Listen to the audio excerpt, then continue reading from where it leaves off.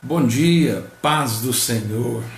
Nós estamos começando mais uma semana e eu creio que Deus tem coisas grandes para realizar conosco nesse tempo de propósito, né?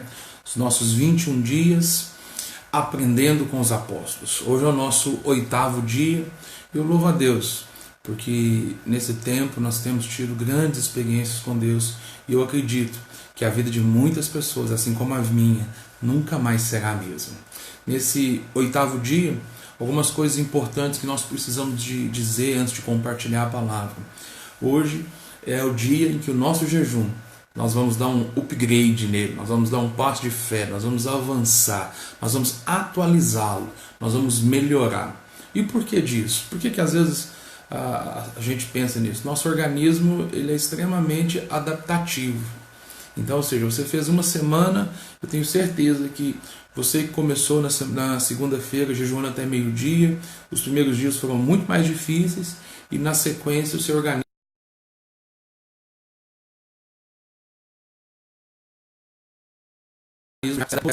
nós vamos aumentar um pouco mais, nós vamos aumentar o nosso jejum para que possamos, ou seja, entregar para o Senhor o nosso melhor. Então, a partir de hoje, o nosso jejum, o nosso desafio para o seu jejum é que você vá até às 15 horas. E eu creio que Deus vai te sustentar. É evidente que se por alguma razão você tiver alguma dificuldade, você sabe que pode permanecer ainda no jejum da semana passada até o meio-dia, ou então até o momento em que o Senhor te sustentar, em que você conseguir suportar essa disciplina, né? Pois então, nós tivemos um culto muito abençoado ontem, mover de Deus, foi algo poderoso. Como foi bom estar junto com a igreja ontem, e olha, nós recebemos muito de Deus. Nós tivemos duas palavras que o Senhor nos entregou ali, que eu creio que são palavras de conhecimento, que são palavras proféticas para a vida da igreja. Eu creio que muitos ali foram destravados, muitos ali foram ativados para um tempo novo. E se você faz parte desses, vamos agarrar na palavra, vamos receber a palavra com fé e nos posicionar. Na verdade, esse é o título da nossa reflexão de hoje: receber, crer e posicionar. E nós estamos lendo no dia de hoje Atos dos Apóstolos, o capítulo 9, do versículo 1 ao versículo 31. Quando você tem acesso aí através dos grupos, né, do Facebook, do WhatsApp, do aplicativo da igreja, você tem acesso, você vai ver que no áudio lá tem o capítulo todo. Não tem jeito, o áudio da Bíblia Mensagem é por capítulos. Então, ou seja, o que vai acontecer? Nós vamos receber hoje o capítulo 9, do versículo 1 ao 31, e amanhã vamos receber um pouco mais desse capítulo 9. Mas hoje nós vamos nos concentrar aqui no capítulo 9, do versículo 1 até o 31.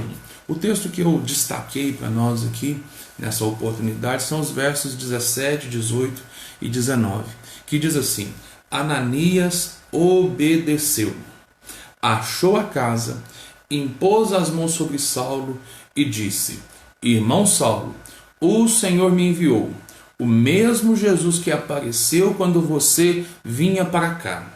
Ele me enviou para que você volte a enxergar e seja cheio do Espírito Santo. Mal o discípulo acabou de falar. Algo semelhante a escamas caiu dos olhos de Saulo, e ele estava enxergando de novo.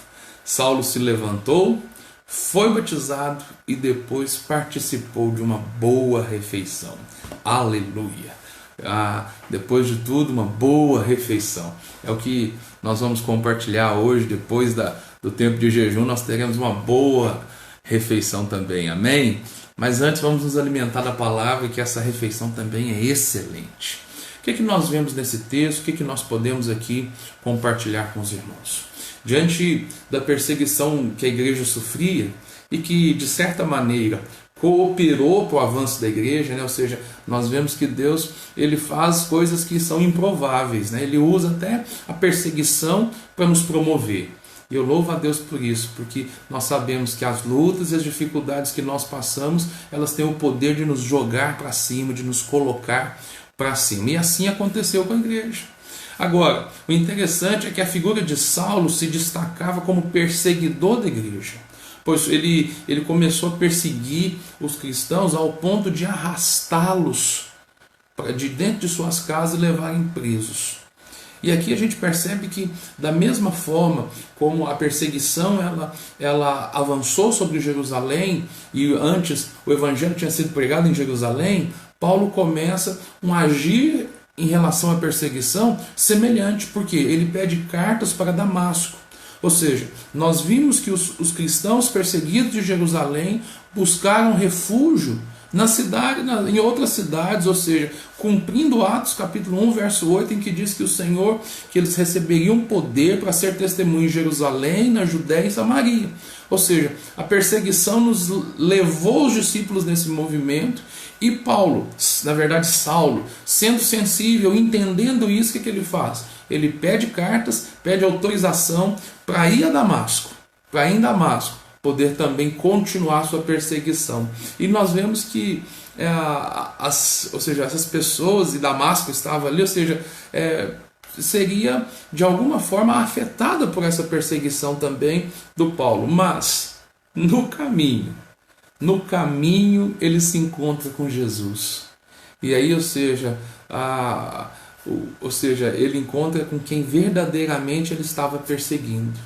Jesus fala para ele, fala assim: olha, eu sou Jesus de Nazaré, a quem você persegue?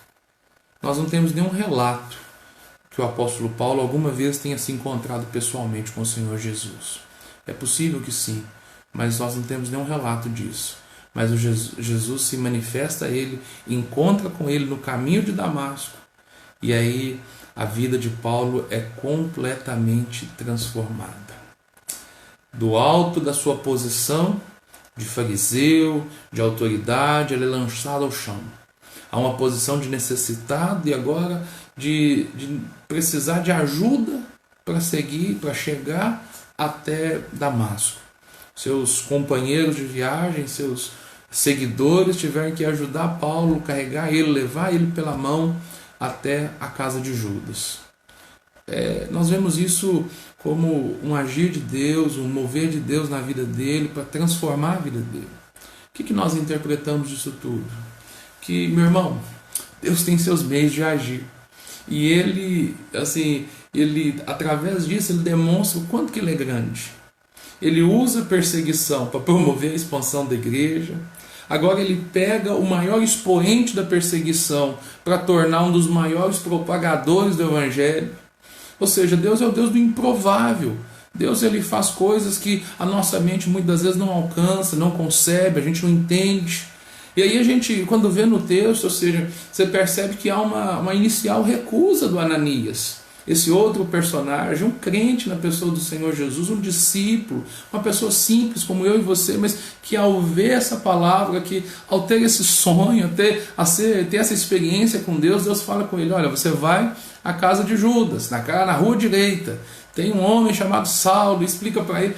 Inicialmente Judas recusa ir. Judas argumenta com o Senhor: mas Senhor, é isso mesmo, você está vendo o mal que ele está fazendo para os seus santos discípulos. E aí Jesus fala assim, o Senhor fala com ele, né? Pare de discutir, vá, porque eu tenho um propósito para ele. E a gente percebe que Ananias ouve, crê e ele se posiciona, ele obedece. E aí ele vai atender a Paulo. Aqui a gente percebe mais uma vez o extraordinário tocando o ordinário. Milagres acontecendo por meio do Espírito Santo. Então Ananias, nós vemos que ele obedece. Tem então um cristão comum que possivelmente, que se não tivesse tomado essa atitude, nós nunca haveríamos conhecido, mas ele obedece a palavra direcionada a ele e vai à casa de Judas, que possivelmente ele nem conhecia, porque dá o endereço do Judas, da casa direita e tudo, e lá ele faz o quê? Ele prega a mensagem que ele recebeu do Senhor. Ele fala: irmão Saulo, o Senhor que te apareceu me enviou aqui para impor as mãos sobre você, para que você pudesse voltar a ver e ser cheio do Espírito Santo. Judas, ele confirma a palavra que Jesus havia entregado a Saulo no caminho de Damasco. Esse texto ele é precioso demais e nós podemos aplicá-lo na nossa vida, ou seja, que lições nós aprendemos com isso? Que lições nós podemos extrair para o nosso dia de hoje, para o nosso 8º dia de jejum, para a nossa vida com Deus, para a nossa forma de ser igreja, para a forma como nós vivemos a igreja? Bom, a primeira lição que nós encontramos nessa passagem, que nós aprendemos com os apóstolos aqui, é que para Deus não há impossíveis. Para Deus não há impossíveis. Ele usa quem Ele quer, do mais humilde crente da igreja, da pessoa mais simples, da pessoa assim, mais improvável, ao maior perseguidor da igreja. Ele usa quem Ele quiser. Todos podem ser usados por Deus. Ou seja, não há distinção. Todos podem ser usados por Deus. A segunda lição que nós aprendemos é que os valores de Deus não mudam. Toda experiência com Deus, ela é baseada na fé, na palavra que se recebe. Ou seja, nós recebemos uma palavra de Deus e então, ou seja, a partir disso, nós podemos ter experiências com Ele. Olha o que aconteceu com Saulo. Saulo, ele recebeu pelo menos 2 palavras. 2 palavras diretas. A primeira, do Senhor Jesus no caminho.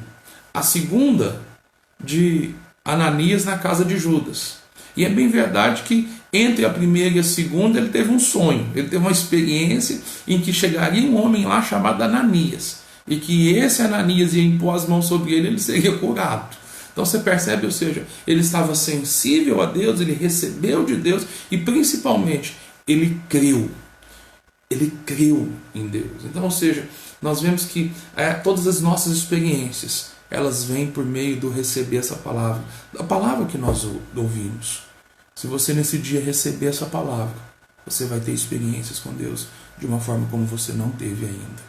Nós sempre temos a oportunidade de receber mais do Senhor. E a terceira lição, e talvez a mais importante, a que conclui tudo isso, ou seja, a terceira lição é receber a palavra, crer na palavra e nos posicionar diante da palavra.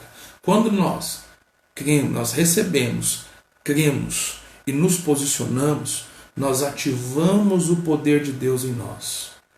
Foi assim com Paulo, com Saulo, né? Foi assim.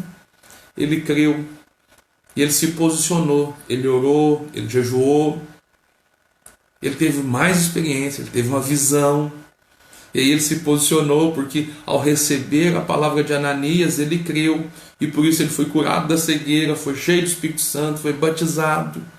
Então, meu irmão, a nossa fé ela não pode ser baseada apenas em palavras que nós ouvimos. Nós precisamos muito mais do que ouvir a palavra. Nós precisamos receber a palavra. Nós precisamos crer nessa palavra. Porque você pode estar nesse instante recebendo essa palavra, ouvindo essa palavra, recebendo a palavra, mas talvez você não creia na totalidade. Talvez você creia parcialmente. E por isso você não consegue se posicionar. Ou talvez você até crê. Eu creio, mas eu não me posiciono. Querido, é preciso receber a palavra, crer na palavra e se posicionar diante da palavra. Aí sim você vai desfrutar, você vai ver o mover de Deus na sua vida, o poder de Deus sendo ativado, os milagres acontecendo. A minha oração nessa manhã é que você possa crer na palavra. Você crê na palavra que você recebeu. Que nesses dias de jejum você possa se posicionar. Talvez até hoje seu jejum foi muito meia boca, né? Talvez até hoje, ou seja, você nem gastou seu tempo de oração.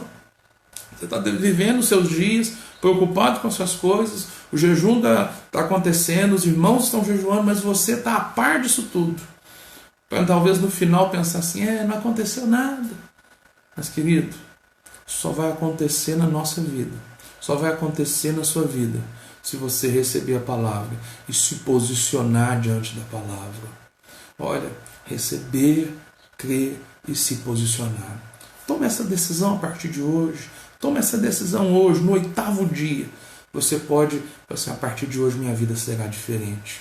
Nós lemos no texto que instantaneamente, no mesmo momento em que ele creu, em que o discípulo terminou de falar, Paulo foi curado, foi cheio do Espírito Santo. Eu louvo a Deus, porque esse relato está para nós e ele serve para mim e para você hoje. Querido, que você seja cheio do Espírito Santo, mediante a sua fé. Você crê no Senhor, crê na palavra do Senhor. A oração que nós fazemos nesse dia hoje é essa. Pai, em nome de Jesus, realize em nós a tua vontade. Torna-nos sensíveis à tua voz, para nos posicionarmos conforme a tua vontade. Nos fortalece diante das adversidades. Que sejamos ousados em obedecer ao Senhor. Amém. E graças a Deus. Que o seu dia seja repleto de bênçãos, que você seja fortalecido no Senhor durante seu jejum e que nós possamos, hoje, às 22 horas, estarmos no prédio da igreja para mais um tempo de oração lá. Que o Senhor te abençoe, leve um amigo, leve alguém da sua célula. É muito bom estarmos juntos diante do Senhor. Grande abraço e até amanhã.